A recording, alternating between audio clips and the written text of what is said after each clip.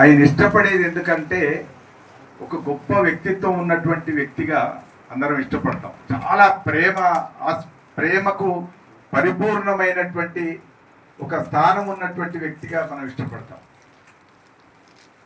సాధారణంగా మనం ఒక మనిషిలో ఎన్ని లక్షణాలు ఉండడం చాలా అరుదుగా ఉంటుంది. నాకు తెలిసి ఇప్పటి వరకు నేను ఆయన కోపించడం చూడలేదు, అలగడం చూడలేదు. చాలా అరుదైనటువంటి లక్షణాలు చాలా ఉన్నాయి. ప్రతిసారి ఎన్ని పనులు చేసినా ఇంకా ఏదో పని చేయాలని అనుకుంటుంటారు. వాళ్ళు సోమవారం కవి సమ్మేళనం నిర్వహిస్తుంటారు. ఆ సోమవారం కవి సమ్మేళనం ప్రతిసారి నిర్వహిస్తున్నప్పటికీ ఇంకా ఆన్లైన్ కవి సమ్మేళనాలతోనే సంతృప్తి పడే స్వభావం కాదు. ఇంకా ఏమంటుంటాడు, ఏదో ఒక మీటింగ్ పెట్టాలి సార్, ఇంకా ఏదో ఒక కార్యశాల పెట్టాలి సార్, ఇంకా కవుల్ని దగ్గర తీయాలి సార్, ఇంకా ఏదో పుస్తకం రాయాలి సార్, వేయాలి సార్. ఇట్లా ఎప్పటికీ పని వెతుక్కునేటటువంటి స్వభావం తనలో ఉంటుంది. చేసిన పనికి అలసిపోయి విశ్రాంతి తీసుకోవడం అందరి ఇష్టమైతే, ఇంకా చేసినప్పుడు మాత్రమే, పని చేసినప్పుడు మాత్రమే ఆనందం పొందేటటువంటి అరుదైనటువంటి వ్యక్తిత్వం బెల్లంకొండ సంపత్ కుమార్. కాబట్టి నాకు చాలా తక్కువ మంది కనబడతారు. ఒక కుర్చీ జరపమంటే చాలా ఇబ్బంది పడ్డవాళ్ళు నాకు తెలుసు. నేను సంస్థలో ఉండమంటే ఉంటా కానీ కుర్చీ నాకేం పని సార్, కుర్చీ నీకేం పని అంటే సంస్థలో ఉండడం అంటేనే కుర్చీని జరపడం. సంస్థలో ఉండడం కేవలం మైకులు పట్టుకొని ఉపన్యాసాలు దంచుడు కాదు. మైకులు పట్టుకోవడం ఎంత అవసరమో, మాట్లాడడం ఎంత అవసరమో, రాయడం కలం పట్టుకొని రాయడం ఎంత అవసరమో, కుర్చీలు జరపడం కూడా అంతే అవసరం. ఇదేం తక్కువ పని కాదు.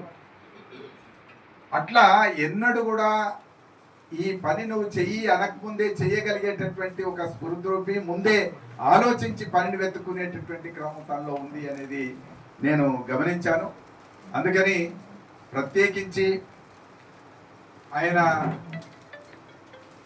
ఉద్యోగ విరమణ సందర్భంగా ఎవరము చాలా మంది హాజరు కాలేదు. కొందరు ప్రకాష్ లాంటి వాళ్ళు కొందరు వెళ్ళినట్టు ఉన్నారు, సంతోషం. ఎల్లన్న వెళ్ళాడు, సంతోషం. ఇంకా 5-6 వెళ్ళి ఉంటారు. కానీ చాలా మంది మేము వెళ్ళలేకపోయినాం. ఒక వెళ్ళలేనటువంటి స్థితి ఆనాడు ఉండడం వల్ల తిరిగి అలాంటిది ఏదో అందరం కలుసుకునేటటువంటి ఒక సభ జరిగితే బాగుంటుంది అని అనుకున్నాం.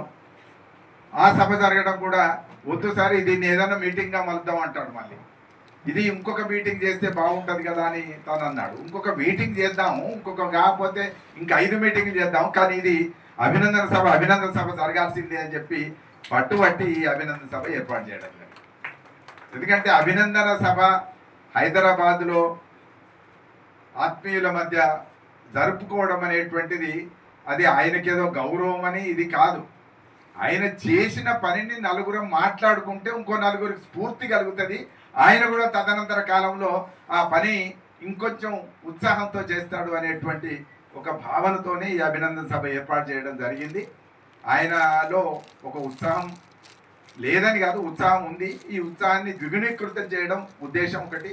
అందరం కలవడం చాలా అరుదైనటువంటి సందర్భాల్లోనే అందరం కలుస్తున్నాం. చాలామంది కలుసుకోవాలని ఉంటుంది. హైదరాబాద్ ప్రత్యేకత ఏంటిది అని అంటే ఒకరి మీద ఒకరికి ప్రేమ ఉంటుంది కానీ ఒక దగ్గర కలవకపోవడానికి భౌతిక పరిస్థితులు కారణం.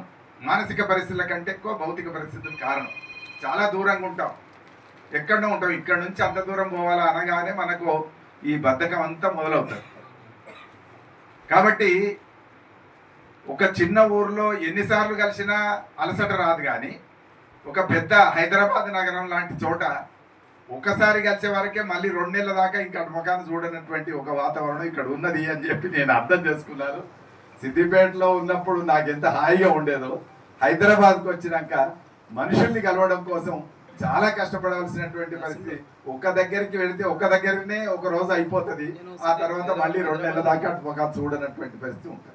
ఇలాంటి దశలో మనమందరం కొంచెం ఆత్మీయులైన వాళ్ళం, సంపత్తుని ఇష్టపడే వాళ్ళం, సంపత్తును ప్రేమించిన వాళ్ళం, సంపత్ సాహిత్యాన్ని, సంపత్ పనిని, సంపత్ బోధనను సంపత్లాగా మనం చాలా ఆదరంగా ఉండేటటువంటి మిత్రులందరం కూడా ఒక దగ్గర కలిస్తే బాగుంటుంది అని చిన్న మీటింగ్ అయినా పర్వాలేదు, అది ఎంత సాధారణమైనటువంటి నిరాడంబరమైనటువంటి స్థాయిలో జరిగినా పర్వాలేదు, కానీ మనం అందరం కలుసుకోవాలనేటువంటి ఒక ఉద్దేశంతో మిమ్మల్ని ఆహ్వానించడం జరిగింది, సంపద ఒప్పించడం జరిగింది. ఆహ్వానించినందుకు, మీరు వచ్చినందుకు చాలా సంతోషం. నేను అనుకున్న పద్ధతిలో మొదటి సెషన్ కూడా బాగానే జరిగిందని నేను అనుకుంటున్నాను.